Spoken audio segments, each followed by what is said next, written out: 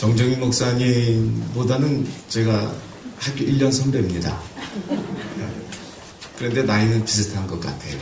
그래서 제가 이 정정희 목사님하고 참 좋은 친구가 됐으면 좋겠다 하고 짝사랑을 오랫동안 품고 있었는데 만날 기회가 이렇게 많지 않았었어요. 그런데 총회 일을 하면서 우리 목사님 자주 접할 수 있게 되었고, 또 멀리서 가까이서 이렇게 지켜본 목사님은 너무나 훌륭하고 너무나 멋쟁이이신 것 같습니다. 여러분들 참 축하드리고 여러분들이 굉장히 부럽다는 생각이 듭니다. 훌륭하시고 좋은 목사님 모시고 함께 천국 생활의 훈련을 하는 이 교회에 통해서 하나님의 크신 영광이 아름답게 나타나지 않을까 하는 그런 생각을 해봅니다. 그리고 이렇게 불러주셔서 정말 감사합니다. 오늘 이렇게 구역장 헌신 예배라고 하는 그 이야기를 듣고, 구역장님들한테 어떤 은혜의 말씀을 우리가 함께 나누어야 될 것인가 좀 고민을 좀 해봤습니다. 그리고 제가 군목으로 이렇게 처음 목회 생활을 시작을 했는데, 처음 목회를 시작하면서 군목으로 있으면서 경험했던 이 구역장 혹은 구역의 이 상황들을 제가 좀 설명을 드리면서, 구역장님들이 얼마나 소중하고 또 구역장님들을 우리 목사님들이 얼마나 큰 기대와 사랑을 가지고 있는가라고 하는 것을 이야기를 좀 해줬으면 좋겠다 하는 그런 생각이 들어서 잠깐 좀 말씀을 좀 드려야 될 것 같습니다. 제가 1986년도에 저 양구 강원도 꼴짜기에 발령을 받아서 거기에 갔습니다. 중위 계급장을 달고 군목으로 파송이 돼서 거기 갔는데, 교회가 부대 바깥에 있었고요. 그리고 그 주변에 민간인들이 이렇게 몇 분 나오셔서 같이 신앙생활을 했습니다. 지난 몇 주 전에도 여러분들에게 말씀을 드린 기억이 납니다만은, 거기에서 태어나서 농사를 지으면서 평생 동안 거기서 살으셨던 분들은 학교를 다녀본 적이 없는 분들이 꽤 됩니다. 그런데 또 이쪽 한켠에는 농사를 주로 지으신 분들이 한 구역을 형성을 해서 구역 예배를 드렸는데, 제가 8월 달에 갔는데 한참 농사일이 바쁘잖아요. 저녁 8시가 돼도 해가 잘 안 떨어집니다. 늦게까지 열심히 일합니다. 얼마나 수고하고 고생하는지 몰라요. 그래서 그들이 일을 다 마치고 저녁 식사 끝나고, 그리고 구역 예배로 모이는 시간은 보통 저녁 11시쯤 되면은 시간이 된다고 그래서 구역 예배를 이렇게 시작을 하곤 했습니다. 이게 조금 그래도 담임 목사가 발령이 됐으니까 구역 예배를 어떻게 진행하는가 이걸 보기 위해서 제일 먼저 그 구역을 찾아갔습니다. 11시에 구역 예배래요. 밤 11시에. 참 11시에 이게 구역 예배가 되는가? 그는 퀴스천 마크를 머릿속에다 담아놓고, 그리고 군종병 데리고 꾸역꾸역 찾아갔습니다.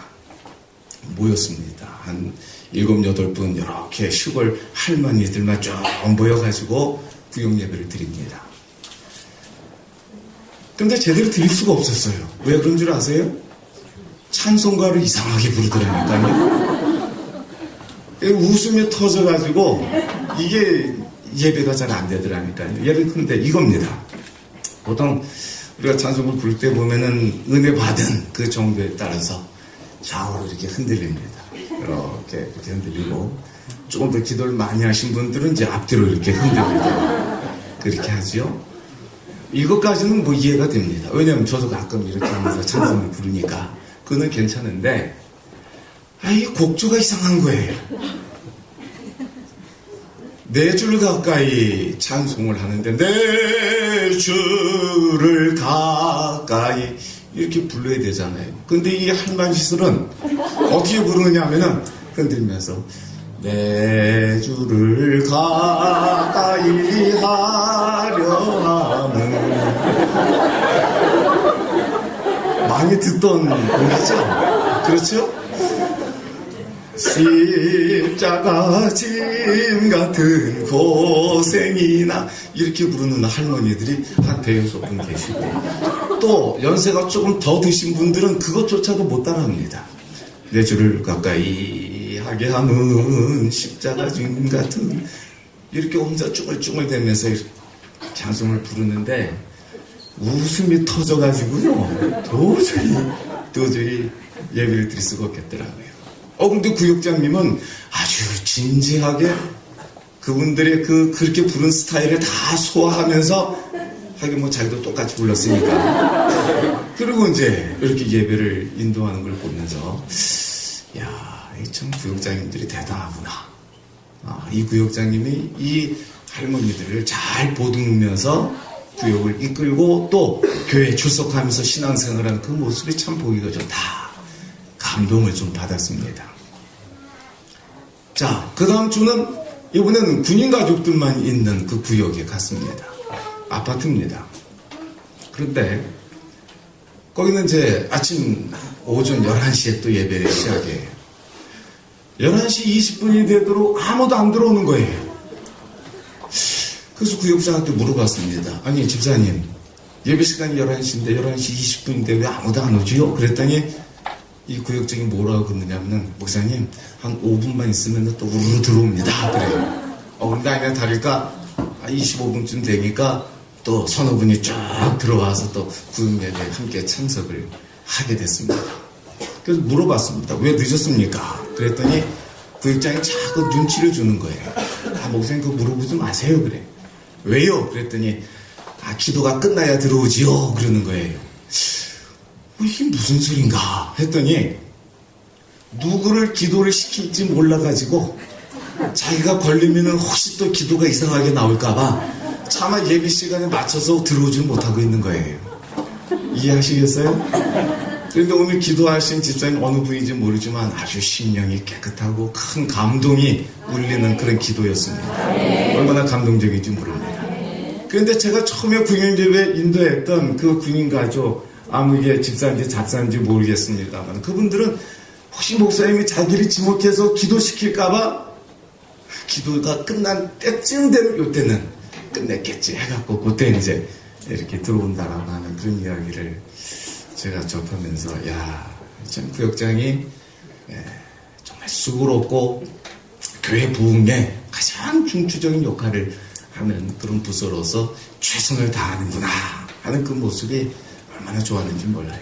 그래서 저는 지금도 목회를 하면서 구역장님들한테 최선을 다해서 열심히 일할 수 있는 그런 모든 부분들을 다 마련해주고 싶고 또 열심히 일하도록 모든 힘이 다 되어드리려고 굉장히 노력을 많이 합니다.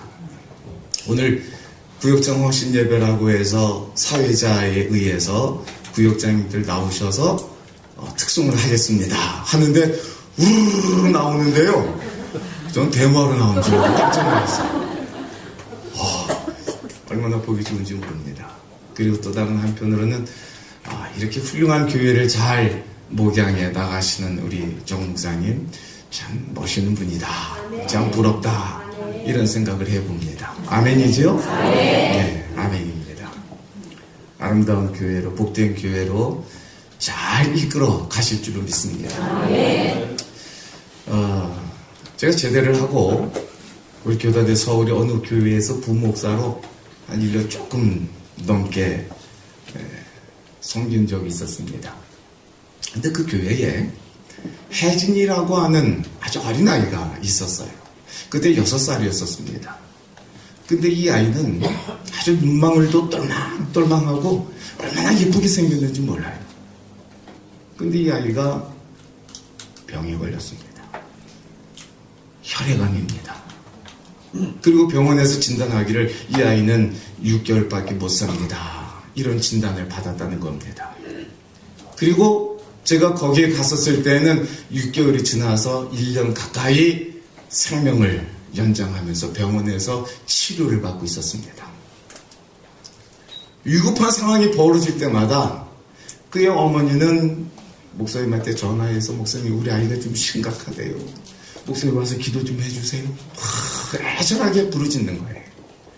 그러면은 제가 대신 부목사니까 가서 거기서 만나서 위로해주고 기도해주고 또 격려해주고 함께 아주 아픈 마음, 아주 아리고 찌린 그런 이 마음으로 위로하는 그런 시간을 가져봤습니다.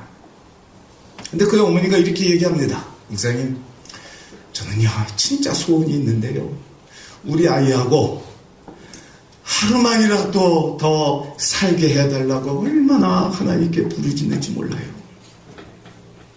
하루만이라도 더 이 아이하고 살아갈 수 있게 해달라고 하나님께 기도하고 있습니다. 어떤 때는요, 하나님 이 아이 살려주시고 나를 데려가 주세요. 나하고 이 생명을 바꾸면 안 되겠습니까? 나를 좀 데려가 주십시오. 이렇게 기도합니다. 여러분, 이런 이야기를 들을 때 마음이 어떤가요? 너무나 아픈 마음. 그리고 이 어머니가 얼마나 간절한 기도의 제목을 갖고 있는가 하는 것에 대한 이 뜨거움이 불컥 솟아나는 겁니다. 제가 거기서 나온 지 얼마 못 돼서 그 아이는 죽었다고 하는 이야기를 제가 들었습니다. 오늘 이 본문에 등장하는 야이로라고 하는 사람의 마음이 바로 그 어머니의 마음과 같았을 것입니다. 아버지 입장에서 자기 딸이 12살인데 이제 죽어가는 그 모습을 지켜보는 게 어떤 마음이겠습니까?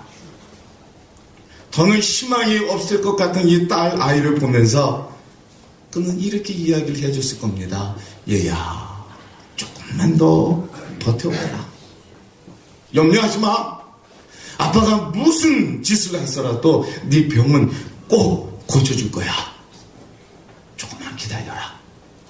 아마 이런 이야기를 수도 없이 했을 것입니다. 그러면서 그는 떠올립니다. 바로 예수라고 하는 이름입니다. 언젠가 이 마을에 다녀가셨던 분이 바로 그 예수라는 분이 있는데 내가 그분한테 찾아가서 내 딸을 좀 고쳐달라고 간청을 좀 한번 해보면 어떨까? 아주 열정적으로 예수님을 찾았을 겁니다. 근데 그 마을에 지금 보이지 않습니다. 먼 다른 곳으로 전도 여행을 가셨다는 얘기만 듣는 겁니다. 어떻게 하면 좋을까 고민하고 있는데 마침 오늘 이 본문에 보니까 배가 들어옵니다. 그리고 사람들이 웅성거리는 외침 소리가 있습니다. 예수님이 오신다는 겁니다. 어느덧 바닷가에 많은 사람들이 몰려들기 시작했습니다. 야이로도 그것을 향해서 발걸음을 재촉해서 달려갑니다. 예수님께서 배에서 내리셨을 때는 이미 많은 사람들이 에워싸고 있었습니다. 야이로도 역시 그분 예수님을 향해서 달려나갑니다. 발걸음을 재촉합니다. 그의 마음이 얼마나 급했겠습니까? 여러분, 조금만 좀 비켜주세요. 제가 정말 빨리 예수님을 만나야 됩니다. 이렇게 조용조용 얘기했을까요? 좀 비켜주세요. 바빠요. 난 저분을 빨리 만나야 돼요. 내 딸이 지금 죽어가고 있단 말이에요. 좀 비켜주세요. 아이고 하나님, 이 사람들 좀 치워주세요. 아마 이렇게 급한 마음, 급한 모습으로 예수님께 달려갔을 것입니다. 그는 회당장이라고 하는 사회적 그 지위, 그 직책조차도 다 잊어버렸습니다. 그래도 내가 회당장인데 사람들이 나를 우러러 보면서 내가 어느 정도 소셜 포지션이 있는 사람인데 그분한테 가서 머리를 조아리고 이렇게 아우성을 치는 게 이게 가당치 않은 것일까? 아마 이런 생각을 했는지 모르겠습니다만은 그러나 그게 무슨 상관이야? 내 아이만 살릴 수 있다면 내가 무슨 일 있는지 하지 못할 것이 뭐가 있겠느냐. 이게 아버지의 마음인 겁니다. 야이로의 마음이었을 것입니다. 그리고 열심히 사람들을 해치고 예수님 앞에 다가섰습니다.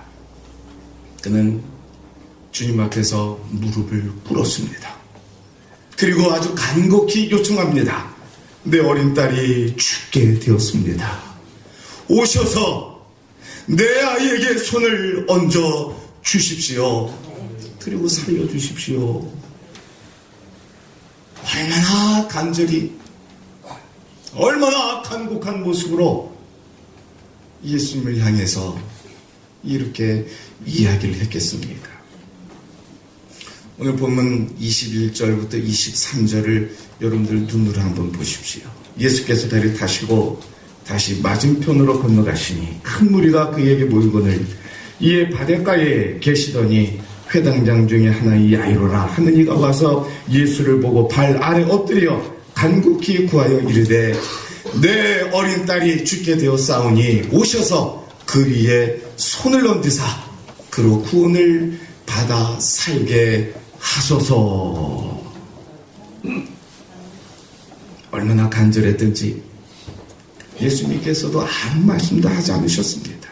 그의 눈빛을 보면서 함께 가기로 결정을 하셨습니다. 자, 이 야이로에게는 한 가닥의 희망이 생긴 것입니다. 다만 문제가 있다면 이제는 시간과의 싸움입니다. 이미 많은 시간이 지체되었기 때문입니다. 이 예수님이 우리 집에 지금 죽어가고 있는 내 딸이 있는 바로 거기에 도착하기 전에 내 딸이 살아 있어야 될 텐데 과연 그때까지 견딜 수 있을까? 마음의 조바심이 있습니다. 그때까지만이라도 아야 좀 제발 버텨다오. 마음이 불안합니다.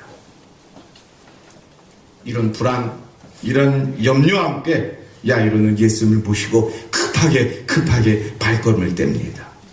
그런데요, 오늘 이 본문의 흐름을 잘 보니까 쉽게 이동하기가 참 어려웠습니다. 마음은 급한데 사람들이 몰려듭니다. 갈수록 많은 군중들이 모이기 시작했습니다. 그래서 이리저리 떠밀려갈 정도입니다. 야이로는 아주 다급한 목소리로 외쳤을 것입니다. 여러분, 제발 좀 길 좀 터주십시오.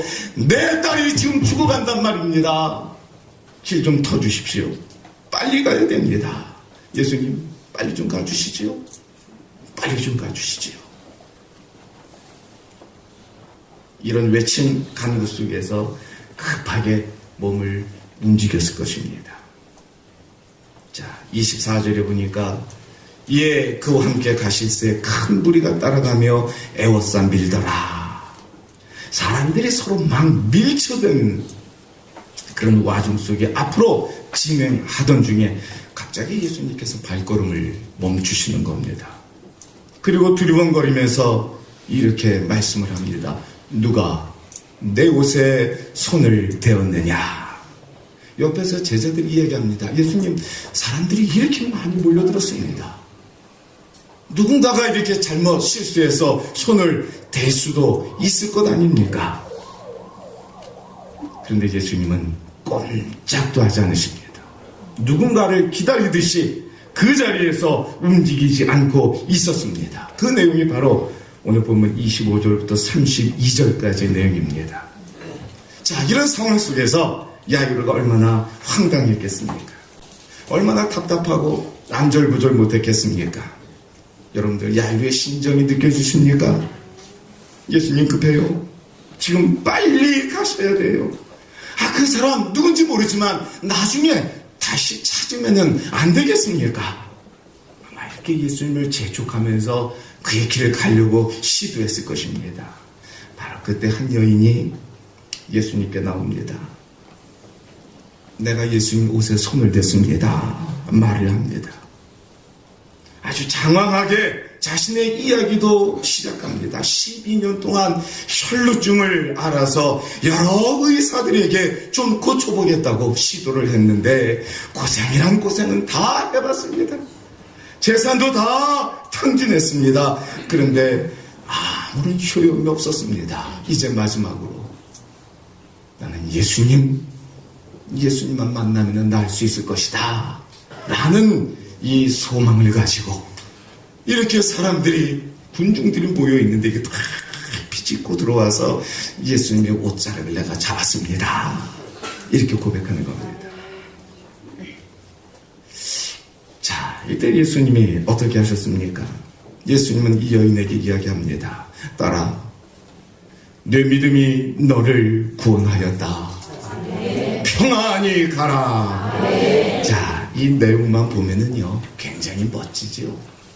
얼마나 멋있습니까? 12년 동안 흐르는 피가 멈추지 않아서 온갖 냄새도 나고 재산도 다 탕진하고 고생이란 고생 다 한 이 여인에게 평안히 가라. 네 병이 나았느니라. 얼마나 멋진 그런 상황입니까? 그런데요, 그 멋진 상황이 만들어진 그 모습 속에 딱 한 사람, 이 사람은요, 마음이 조금 달랐을 것입니다. 시간이 계속해서 지체될수록 한 사람은 더 마음이 급해졌습니다. 그가 누굽니까? 야이로입니다. 왜 하필 이 중간에 이 여인이 나타나서 자신의 길을 가로막고 있는지 모르겠어요. 예수님이 조금만 더 서둘러 주었으면 좋겠는데 그냥 그 자리에 계속 서서 말씀하고 계시는 거 견딜 수가 없는 거예요. 예수님이 왜 이렇게 늦게 움직이시는 걸까? 이분이 내 딸을 고칠 만한 능력이 없기 때문에 자꾸 시간을 빼는 것 아닐까? 이런 의구심마저 들었을지도 모릅니다. 내가 과연 이분을 믿어도 될 것인가? 바로 그런 상황입니다. 적어도 야이로는 이런 예수님을 기대했을 것입니다. 나의 어려운 사정을 잘 헤아려 주시면서 그래, 빨리 뛰어가자, 이렇게 말씀해 주시는 예수님을 기대했을 것입니다. 나보다도 내 문제를 더 걱정하면서 단숨에 해결해 주시는 예수님, 바로 그 예수님을 이 야이로는 얼마나 기대했는지 모릅니다. 그러나 예수님은 뛰어가지도 않았을 뿐만 아니라 도리어 다른 사람 때문에 시간을 허비하면서 내 문제를, 자신의 문제를 방치해 놓고 있습니다. 과연 이런 예수님을 내가 믿을 수 있을 것인가? 더 나아가서 야이로는 이런 예수님을 기대했을지도 모릅니다.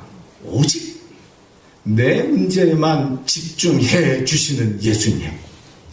그래서 다른 사람들이 와서 자기 문제를 해결해달라고 아무리 간척하고 요청해도 아니다, 나는 이 사람 문제를 먼저 해결해야 된다, 이렇게 말씀해 주시는 예수님.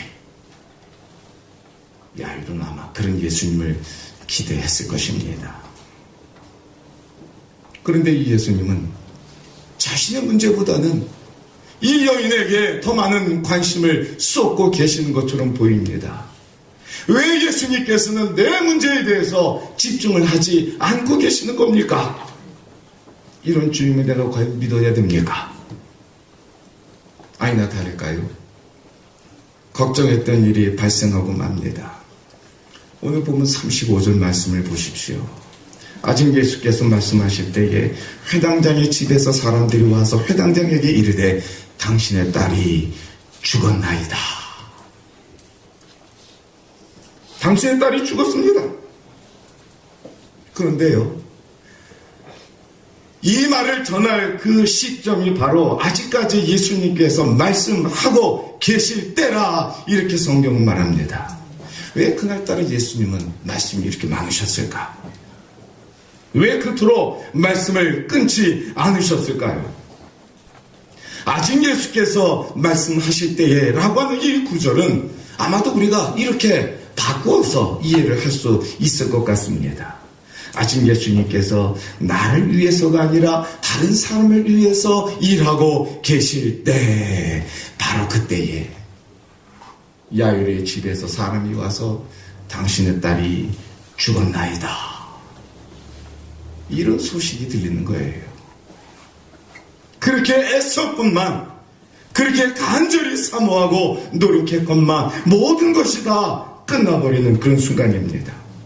정말 주저앉아서 울고 싶은 야이로의 이 비통한 심정, 여러분 느껴지십니까? 가슴에 와 닿나요, 이 모습이? 갑자기 끼어든 이 여인 때문에 모든 게 다 물거품이 되어버리고 만 것 아닙니까? 예수님이 길게 말씀하지만 않았어도 될 만한 일인데 왜 이렇게 길게 말씀하셨을까? 원망스럽게 조차합니다. 이 여인이 끼어들지만 않았어도 내 딸을 살릴 수 있었을 텐데 안타까운 마음, 좌절, 실망 이게 막 뒤에 섞여가지고 이 야이로를 무척이나 괴롭게 만들었습니다.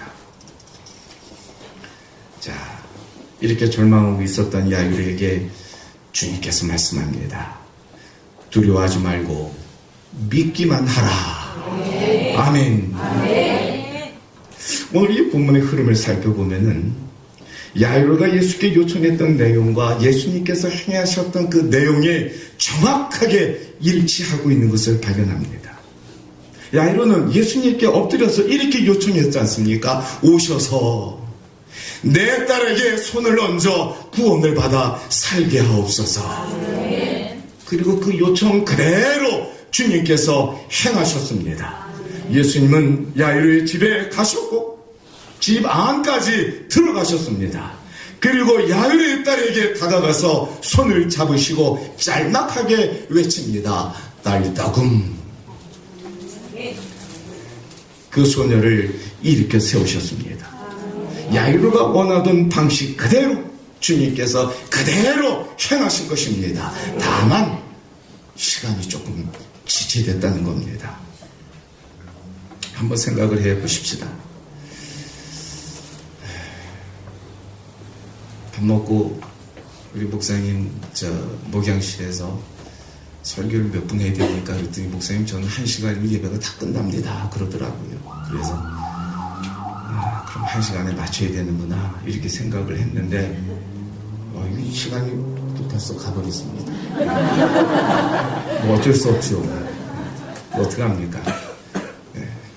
목사님이 저를 자주 불러주시면은 시간을 잘 맞출 수 있을 텐데 조금 하는 거니까 이해를 해 주십시오. 자기 아이가 죽었다라고 하는 소식을 듣게 되었을 때에 야이로에게 있어서 예수님을 둘러싸고 있었던 군중들은 어떤 존재였을까요? 특별히 혈루증을 앓고 있었던 이 여인은 야이로에게 어떤 존재로 여겨졌을까요? 장애물과 같은 존재로 여겨지진 않았을까요? 우리가 세상을 살아가면서 우리가 원하는 것을 얻으려고 많은 노력을 하다 보면은 주변에 있는 사람들이 잘 보이지 않을 때가 있습니다. 야이로도 자기가 원하는 것이 너무나 간절했기 때문에 다른 사람을 볼 겨를이 없었던 겁니다. 모든 것들은 다 치워버려야 할 장애물에 불과했다라고 하는 겁니다. 그런데 예수님은 다릅니다. 어쩌면은 이 혈루증을 앓고 있던 이 여인 외에도 이 여인만큼이나 더 간절하게 예수님을 찾았던 사람이 또 있었을지 모르는 겁니다. 그들은 야이로가 보기에는 군중 혹은 장애물에 불과했지만 우리 주님께서는 한 사람 다 소중했던 거예요. 다 은혜를 베풀어야 될 사람이었던 거예요. 오늘 이 본문에 흥미롭게도 12년이라고 하는 공통된 기간이 등장합니다. 야이로가 딸 아이와 즐겁고 행복하게 살던 기간도 12년이었었습니다. 그 행복한 기간에 비교해서 이 여인은 12년 동안 혈루증으로 온갖 고통을 당하면서 지내야 했던 긴 시간이었습니다. 가족과도 떨어져야 됐고 오직 그 병을 고치기 위해서 모든 것을 다 쏟아부었던 바로 그 기간이 12년이었습니다. 야이로가 그토록 예수님을 만나기 위해서 애썼던 것처럼 이 여인 역시 예수님을 만나기 위해서 얼마나 많은 노력을 했겠습니까? 그 군중을 휘젓고 들어가서 자신의 이 비참한 모습이 얼마나 부끄럽고 얼마나 남들 보기에 껄끄러운 모습입니까? 그러나 그걸 비집고 원망의 소리도 들었을 것이고 비아냥의 소리도 들었겠습니다마는 그래도 애써서 결국 예수님의 옷자락이라도 만졌지 않습니까? 네. 오늘 이 성경의 흐름을 잘 살펴보면은 저도 제목을 야이로라고 하는 사람의 이름을 붙였습니다만은 야이로의 영적인 믿음의 이야기가 아니에요. 이 12년 동안 혈루증을 앓고 있는 이 여인의 집중되어 있는 그런 주제도 결코 아니었다라고 하는 겁니다. 성경은 이 두 개의 내용을 따로따로 떼어놓지 않고 있습니다.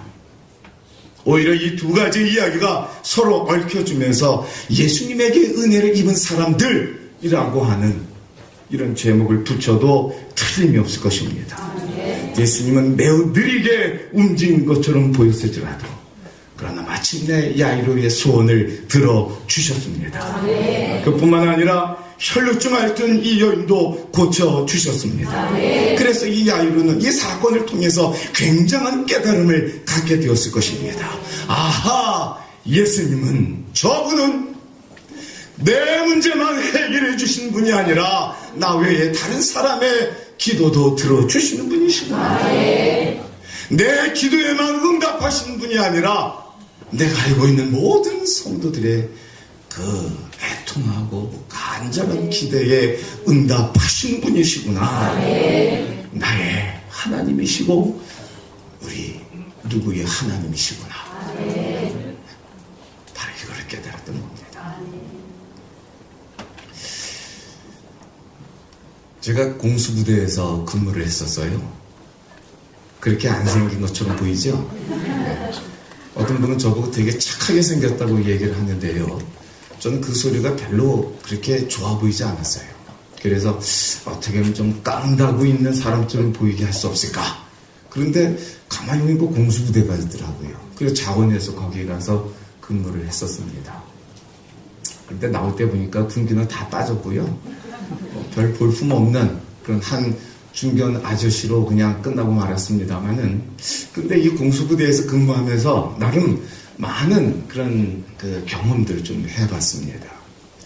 공수부대는 1년에 적어도 4번 정도는 기본적으로 낙하산을 타는 훈련을 하게 됩니다. 근데 이 낙하산 타는 이 훈련이 오랜 숙련된 사람뿐만 아니라 또 경험이 미천한 사람까지도 마음에 굉장히 부담감을 느낍니다. 왜냐하면은 비행기가 1000m 높이 올라가서 거기서 아무것도 잡을 것 없이 그냥 뛰어내려야 되는데 이게 제정신이 아니고서는 쉽게 할 수 있는 일이 아니거든요. 그냥 뿅 가야 되는 거거든요. 그것도 여러분들 비행기 타실 때 어떻습니까? 계단으로 올라가서 자리에 탁 착석하면 사람들이 다 앉으면 눈이 탁 닫히지 않습니까? 근데 제가 근무할 때에 이 공수부대원들이 훈련용으로 쓰는 비행기는요, 문이 없어요. 정말이라니까요. 문이 없어요. 문이 열려진 상태로 비행기가 뜨고, 그리고 비행기가 이렇게 방향을 틀면서 기울일 때마다 이 열려진 문, 아니 문짝이 없는 그 문을 통해서 저 바깥에 땅이 보입니다. 큰 아파트도 손바닥만하게 보입니다. 한 1000m 정도 높이에서 뛰어내리는데 이때 낙하산이 안 펴지거나 꼬이게 되면은 여지없이 그냥 죽는 거예요. 또 그런 사고도 많이 있었고요. 그러니 얼마나 부담이 되겠어요. 그래서 훈련에 임한다 하고 이제 바로 직전에 부대원들이 이렇게 쭉 비행장에 모여갖고 비행기 타기 전에 그냥 인상들이 별로 좋지 않습니다. 자, 이때 혜성같이 나타나는 사람이 누굽니까? 군목입니다. 거기에 가서요, 자 여러분 하나님께 기도합시다. 하나님께서 여러분들 안전하게 낙하산도 잘 펴지고 훈련을 잘 마치도록 해 주실 겁니다. 기도합시다. 그러면은요 모든 부대원들이 아주 경건해집니다. 저쪽 끝에서 저쪽에 기다리다가 오줌 싸고 있는 애도 막 뛰어옵니다. 담배 피고 있었던 고참 상사도 와갖고 머리 콕 쓰고 있어요. 지난주에 분명히 저놈은 절간에 간 놈인데 와가지고 엄숙하게 기도하고 있습니다. 하나님께 기도합니다. 하나님, 우리 부대원들 오늘 낙하산 훈련을 합니다. 한 사람도 다치지 않게 해주십시오. 안전을 지켜주십시오. 얼마나 멋진 시간인지 몰라요. 예수님 이름으로 기도합니다. 아멘 합니다. 모든 사람이 다 아멘합니다. 누구도 아멘했다고요? 저 절간에 가 있는 분도 아멘하더라니까요. 기분 참 좋지요. 네. 그리고 이제 비행기 탁 탑니다. 이럴 때 이제 군목들이 제일 먼저 뛰어내립니다. 또 깡다구도 없는데 깡다구 있는 것처럼 이제 그렇게 보이기도 합니다만은, 그렇게 기도하고 저도 낙하산을 탁 메고 비행기에 탁 탑니다. 제일 먼저 뛰어내리기 위해서 자리를 딱 잡습니다. 그리고 비행기가 굉음 소리를 내면서 열려진 그 문을 그대로 놔두고 공중으로 떠올라갑니다. 자, 그때 저는 비행기 타고 있는 병사들 얼굴 가만히 쳐다봤습니다. 얼마나 진지한지 모릅니다. 많은 사람들이 여전히 계속해서 기도하고 있는 것처럼 보입니다. 야, 저놈들도 기도하고 있구나. 기도하고 있구나. 그렇지, 기도해야지. 그러면서 탁 머리를 스치는 게 뭔 줄 압니까? 아, 그렇지. 아, 내 낙하산이 안 펴진다고 이거 죽는 거 아니야, 이거? 덜컥 겁이 나는 거예요. 아니, 솔직히 그랬어요. 진짜 겁났어요. 내게 낙하산이 안 펴지면은, 저놈들은 다 사는데 내가 죽으면 이게 도대체 뭐가 되는 거야?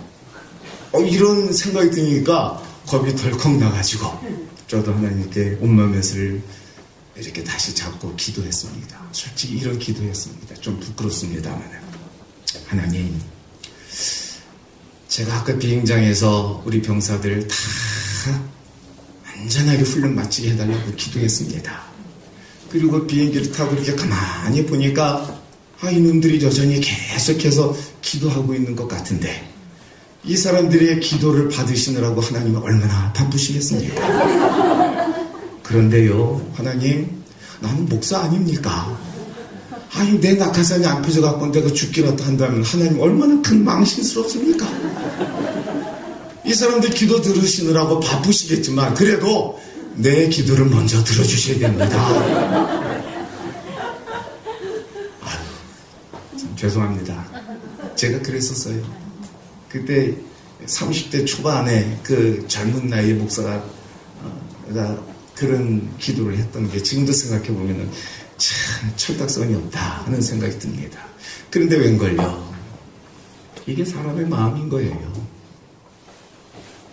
우리가 하나님을 잘 믿고 잘 섬기는 하나님의 사람들이라고 하지만 정작 우리가 어떤 문제에 부딪혔을 때에 내 힘으로 해결할 수 없는 그런 상황에 맞닥뜨리게 됐을 때에 우리가 하나님께 향하는 그 간절함이 이 야이로의 마음과 같은 거예요. 하나님, 다른 사람들 많은 자기들의 소원과 복잡한 심정을 주님께 알겠습니다마는 내 문제가 더 시급합니다. 이거 먼저 해결해 주셔야 되지 않겠습니까? 하고 매달리는 심정, 이게 바로 우리의 모습인 거예요. 대학 20철 되면은 목사님들이 고3 학생들 모아놓고 또 학부모들을 모아놓고 기도회를 하지요. 그런데 어떤 교회에서 목사님이 이렇게 기도했답니다. 하나님, 내일 우리 학생들이 시험을 보는데 배운 것, 아는 것, 이런 문제만 나오게 해 주십시오. 모르는 문제 나오면은 혹시 찍어야 될 텐데 그 찍는 것마다 다 맞게 해 주십시오. 실수해도 맞게 해 주시고 답안을 밀렸어도 다 맞게 해 주시고 개떡 같은 점수가 나와도 좋은 대학에 꼭 들어가게 해 주십시오. 자, 이런 기도를 들으면은 괜히 마음이 좀 여유가 생기는 것 같지 않습니까? 근데 얼마나 바보 같은 모습입니까? 우리의 모습이 정말 하나님을 제대로 알지 못하는 자의 모습 그대로인 것입니다. 예수님을 만나기 전에 야이로의 그 심정의 모습, 그 수준에 머물러 있다면은 이게 참 굉장히 안타까운 것 아닙니까? 하나님은요, 나만의 하나님이 아니시거든요. 내 문제만을 해결하시는 하나님이 아니시라고 하는 겁니다. 나의 필요만을 채우기 위해서 존재한 분이 아니시라고 하는 겁니다. 나만 주인공이 아니라 여전히 나 아닌 다른 사람도 하나님 앞에서는 소중한 사람이고 하나님의 뜻을 이루어 나가는 이 세상의 주인공 같은 사람들입니다. 우리 구역장님들이 바로 이런 자세로 맡겨진 일들을 감당해 나가야 될 것입니다. 오늘 여러분들의 찬양을 부르는 것을 뒤에서 가만히 지켜보면서 마음 한켠으로 굉장히 뿌듯합니다. 어떤 분은 눈을 지그시 감고 가사 한 구절 한 구절에 대한 그 의미를 떠올리면서 무한한 감격의 모습을 보이기도 합니다. 어떤 사람은 눈에 눈물이 글썽인 것처럼 보이기도 하고요. 환한 미소로 찬양을 하는 사람도 있기도 합니다. 좋은 사람이 없어서 얼마나 다행인지 몰라요. 자, 같은 찬양을 부르면서 어떤 사람은 감격의 모습이 있고 어떤 사람은 기쁨의 모습이 있고 어떤 사람은 또 슬픔의 눈물이 흐르기도 하는 겁니다. 바로 이겁니다. 우리는 이 교회의 모습이 바로 이런 모습이구나 라고 하는 것을 분명히 깨달아야 될 것입니다. 어떤 사람은 주님께 나와 기쁘게 찬양을 합니다. 어떤 사람은 정말 슬픈 마음을 가지고 주님께 간구하면서 기도하는 사람도 있습니다. 이게 교회 공동체인 것입니다. 구역장님들, 여러분들 구역에 같은 상황 속에서 똑같은 삶을 살아가지만은 그러나 바로 이런 모습으로 신앙과 믿음의 삶에 매진하는 사람들이 있다는 것을 분명히 깨달아야 될 것입니다. 그래서 우리 한 사람 한 사람이 다 하나님의 은총을 누리는 은혜의 공동체, 이게 바로 교회입니다. 어떤 때는 슬픔의 모습으로, 어떤 때는 무한한 기쁨으로, 어떤 때는 좋은 일이 되기도 하지만 그러나 어떤 때는 매우 심각하고 나쁜 일이 있을 수도 있는 거거든요. 그러나 우리 모두는 하나님의 자녀라고 하는 겁니다. 다른 사람들을 제치고 먼저 달려가는 내가 아니라 다른 사람과 함께 하나님 앞에 설 수 있는 이 너그러움의 모습, 주님의 그 마음을 정확하게 깨달은 신앙인의 모습, 이것을 가지고 여러분들이 달려가야 할 믿음의 길에 최선을 다해 나가십시오. 오늘 헌신을 다짐하는 우리 구역장님들, 하나님이 주신 그 은혜, 그 지혜, 그 믿음 가지고 아주 멋지게 사명을 감당하는, 그래서 이 함지창릉교회가 이 지역사회를 변화시키고 이 땅에 하나님의 나라를 든든하게 세워나가는 능력 있는 교회가 될 수 있기를 주님의 이름으로 간절히 축복해드립니다.